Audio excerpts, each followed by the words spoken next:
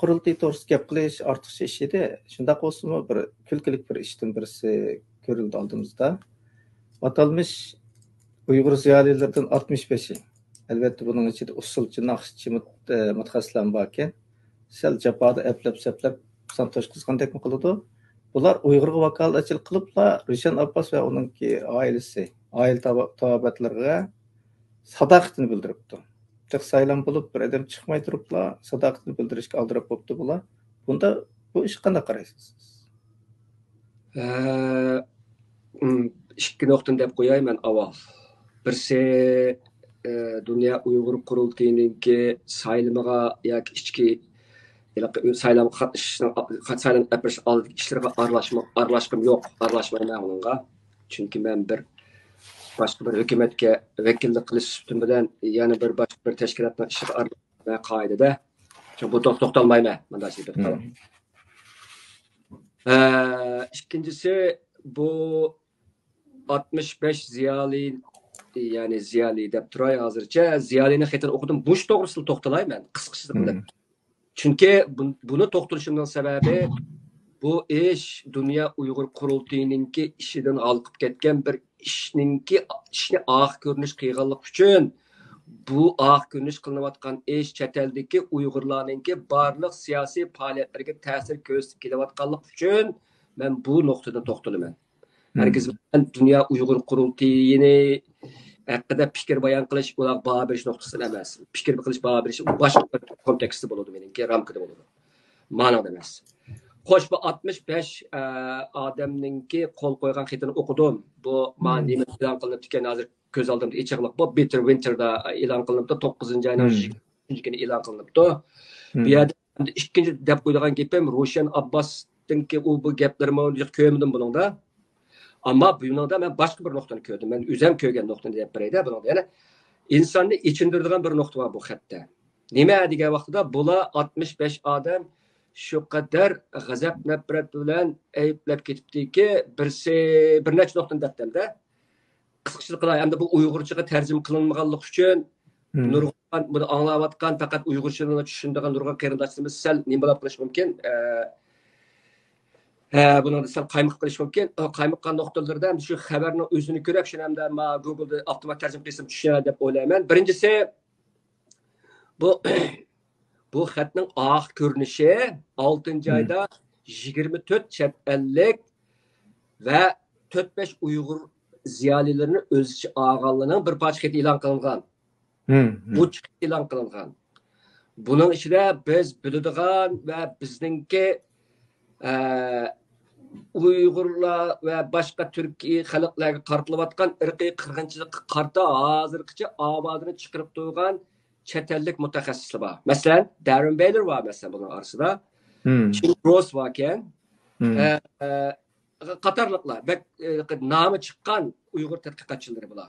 Bular bilan biz nurg'ulg'an yig'inlardan ilgari bo'lgan. Bularningki Uyg'urlar bo'lgan hissdoshligi, qo'llashi va bular uchun qo'ldan keladigan akademik sohada olib berayotgan xizmatlar bor. Endi bu 65 odamning yozgan xati va ochiq xatga qarshi yozilgan xatdek qiladi bu yerda. Agar shunda bo'lsa, chunki u o'zimi debdi bu yerda, bu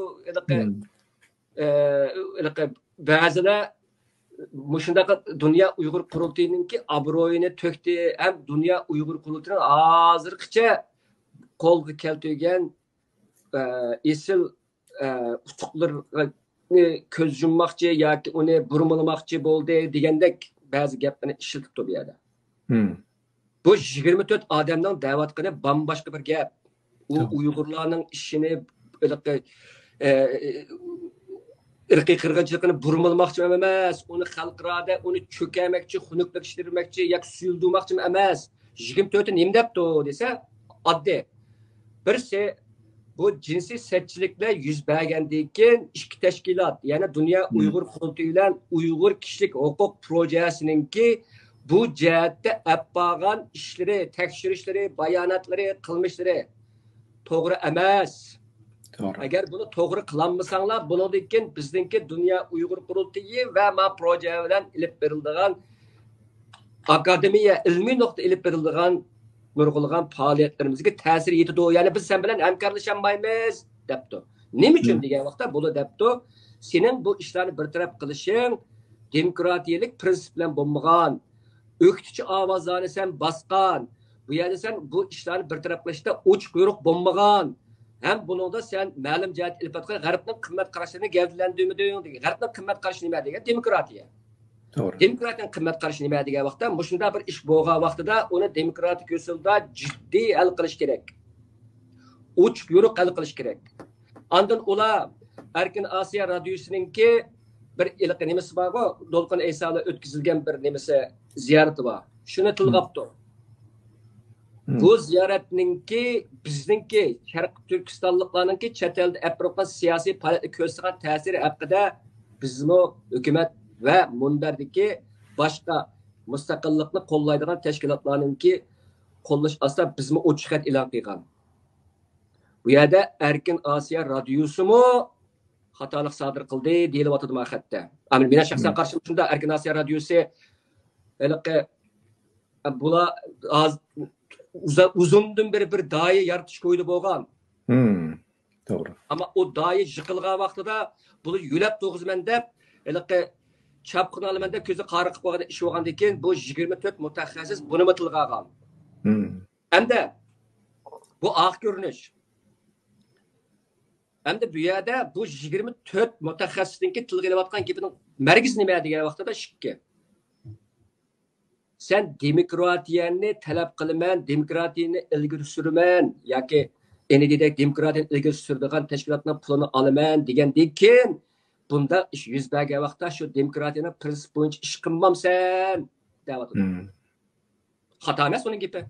To'g'ri. Ikkinchisi, sen uni uchiq demabdi. Ya'ni uni namada purt o'tib ketibdi. Debdiki, bizningki chet elda bizningki irqiy qirg'inchilikni dunyoga bildirishimizdagi eng cho'ng bir ishimiz bu ichki a'zolarning Xitoyning o'g'irlanishi yoki elinishidan ko'ra ayollarningki jinsiy tajovuzga uchrashini bildirash. Qanday bildirdik? Isbotimiz nima bo'ldi? Chet elga chiqqan oz sondagi guvohchilarning so'zi orqali bu guvohchilarningki o'z beshidan kechirgan inson qalbidan chiqqan bu jinoyatlarni so'zlash orqali biz chiqardik. Hamda bu bo'layotgan ishninki negizi nima desa, bu jinsiy parokandachilik. Bizning irqiy qirg'inchiligimizga eng muhim nuqta biz chiqara olgan. Bunday deyishimning sababi Uyg'ur irqiy qirg'inchiligida necha yuz xil jinoyat bor. Xalqaro jinoyatning o'lchamiga solsak, bizning xalqimiz beshidan o'tkazayotgan jinoyatlar ma irqiy qirg'inchilikning 5 kategorisini olib ketadi. 50dan ortiq kategoriyaga chiqib ketadi bizningki. Ammo bizningki qilaligimiz faqat jinsiy tajovuzchilikni dunyoga bildiralashdi. Ta'limimizga